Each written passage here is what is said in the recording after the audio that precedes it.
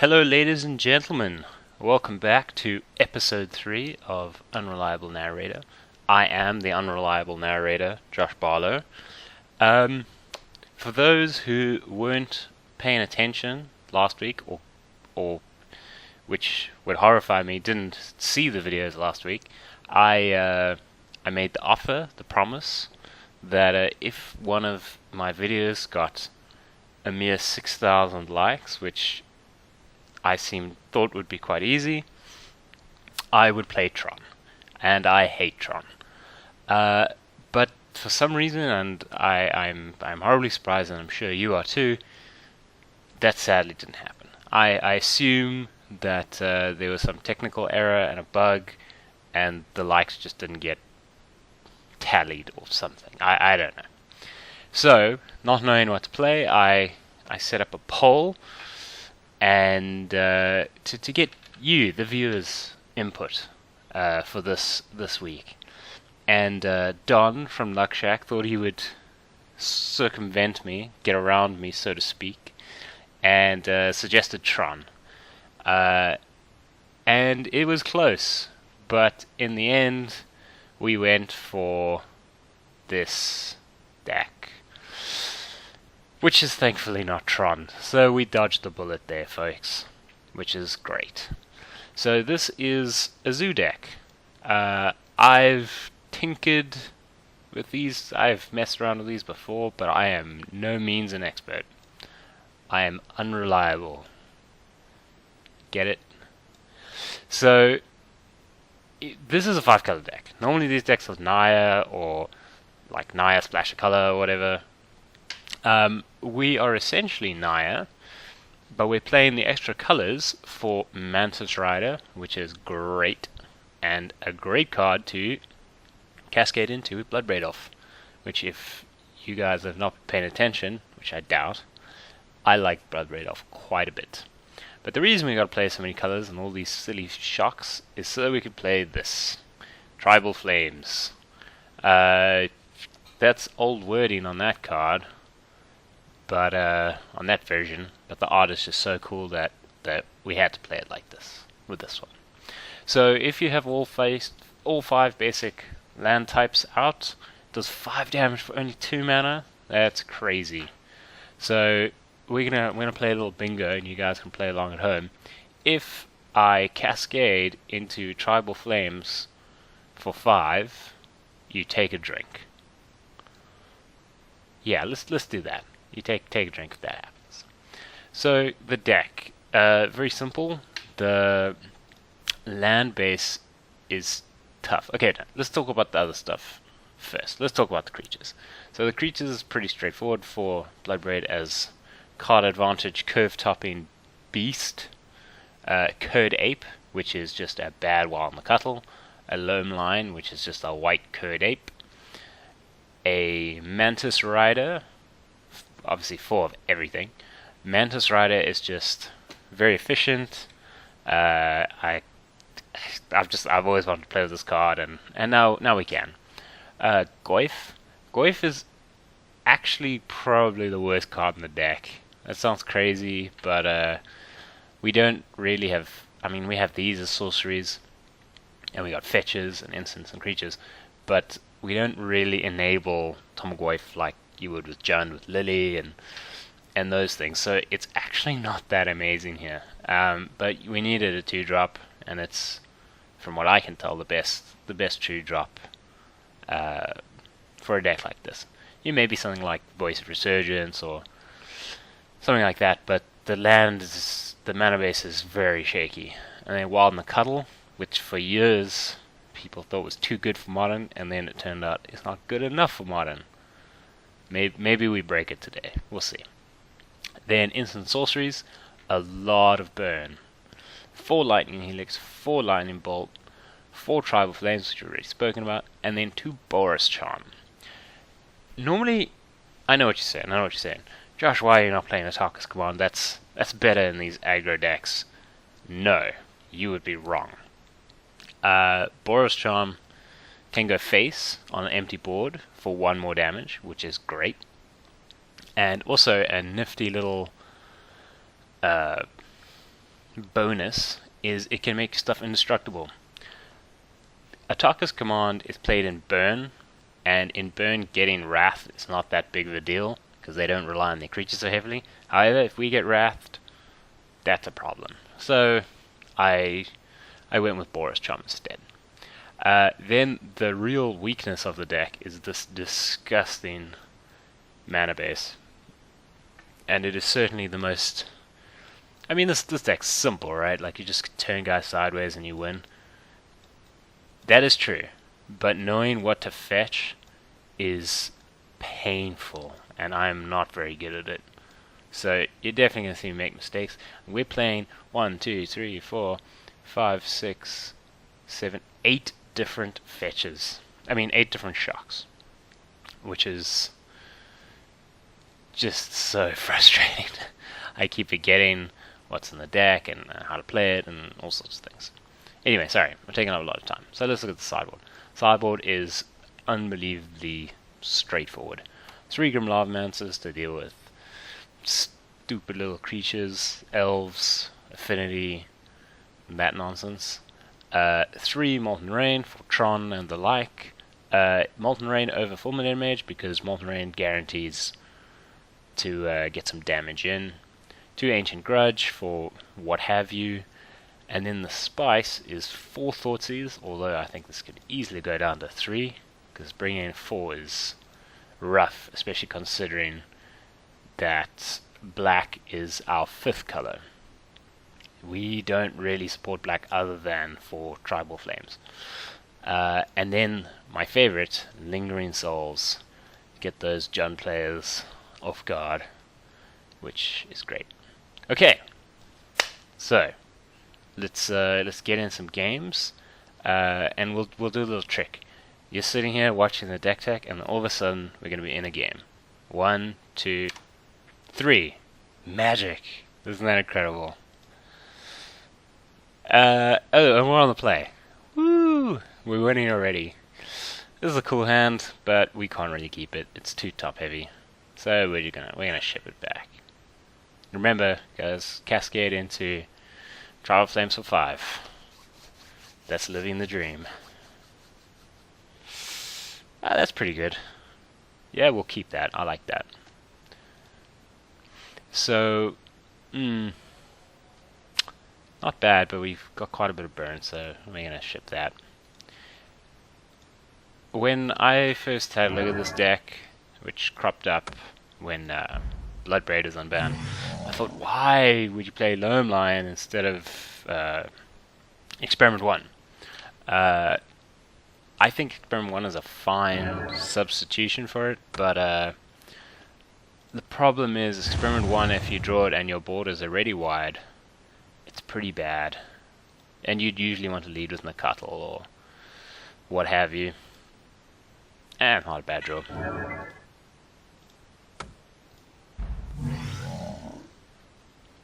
So, another huge problem with this deck, you lose life like crazy.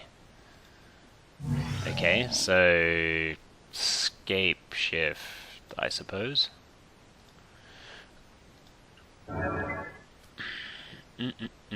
Alright, we're just gonna attack.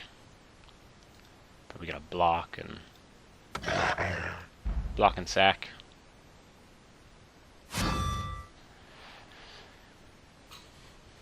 I mean, I say Scapeshift. I could be wrong.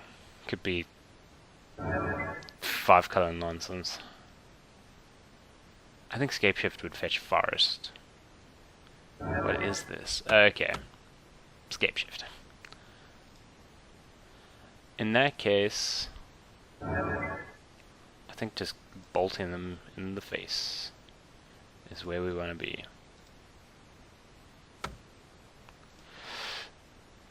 Now, do we want to shock, bolt again? Yeah, we do. Why not?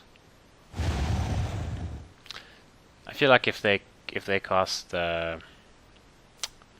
what's it called? Scapeshift next turn, you know, we're screwed anyway. I don't think life total matters at this point.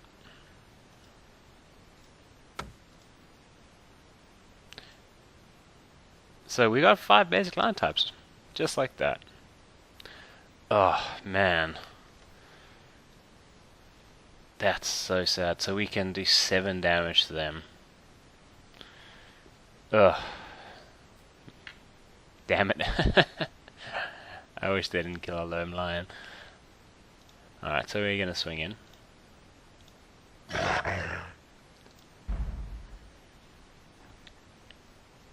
And we're not gonna play Tribal Flames. I think we're gonna leave up Lightning Helix.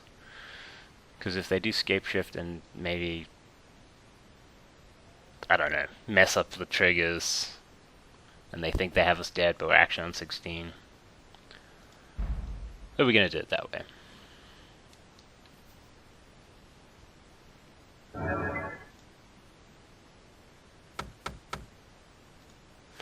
Okay.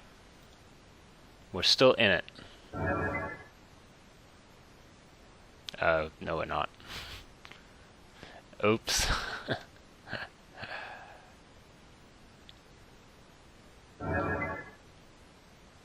Oh. Okay.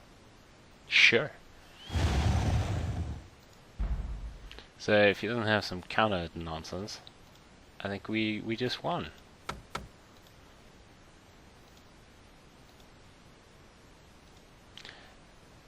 Insult to injury.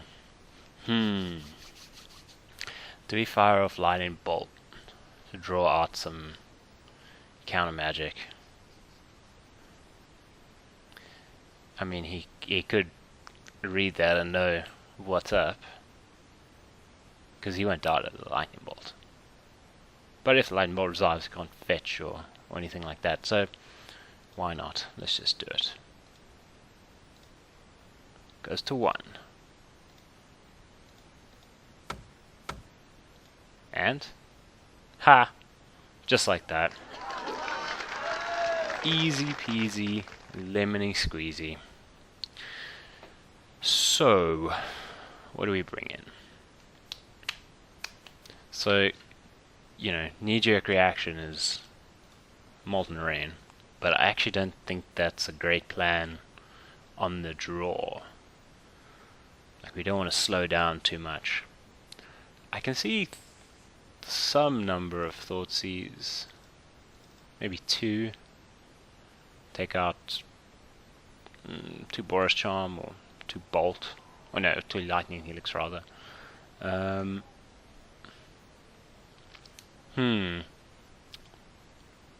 take out a Lightning Helix. Let's take out 2 Lightning Helix.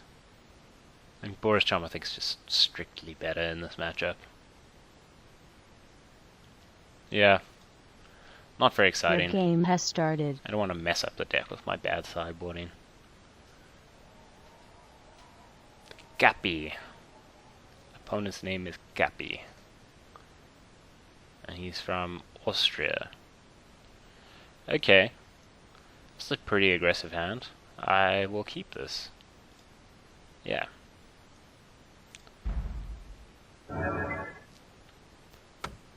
Ugh. Gross. So, we want to get... Next turn, this can be the mountain for the Nakatl. So, we want to get a Temple Garden, I think. And I think Flooded Strand would be better for that.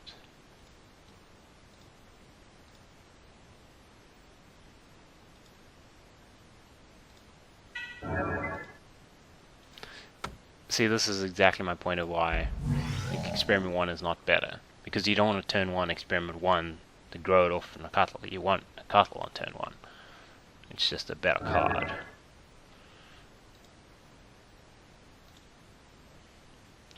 Now do we fetch to play the Goyf? No.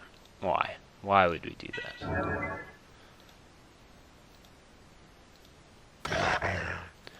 So I think Goyf dies to Bolt here. See what I mean? Goyf is not good in this deck. But oh no, it won't. Because now it goes to 2-3. Hopefully he tries to bolt it.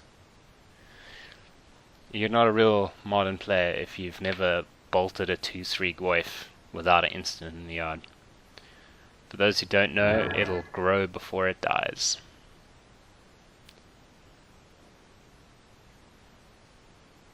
I've seen people just scoop and drop from... Well, that was sad. Damn. Alright. Well, no, I think we just Mantis Rider.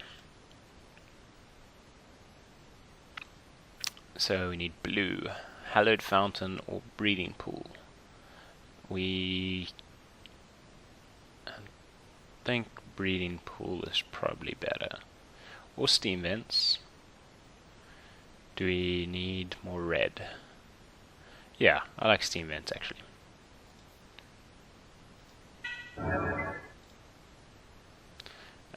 White, red, blue.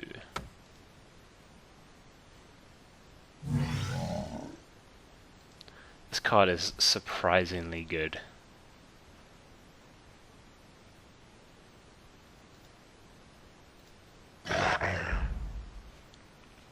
I mean, wow. Like, it didn't need vigilance. I would play it without vigilance. Also, it's a dude riding a mantis. I mean, that's pretty cool. Okay, so we might just be dead. Phew. So what's the plan? Bloodbraid into Thoughtseize. I think that's our plan.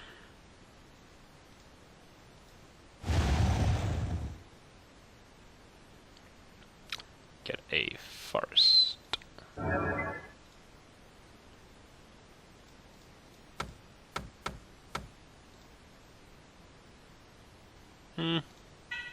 Yeah, okay. There are worse things. Well, if he doesn't kill us, he's finished.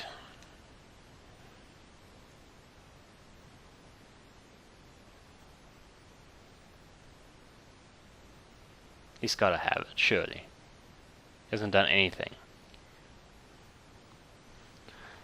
I mean, if he spent all his turns playing Tribe Elders and nonsense like that, I would feel a bit better. Oh, okay. Sure. I would say Jace is very bad against our deck. It seems hopeless, actually. Yay, we won. So we assume they were playing Scapeshift, but who knows? Well, that was pretty convincing. Okay, we'll see you guys for the next one.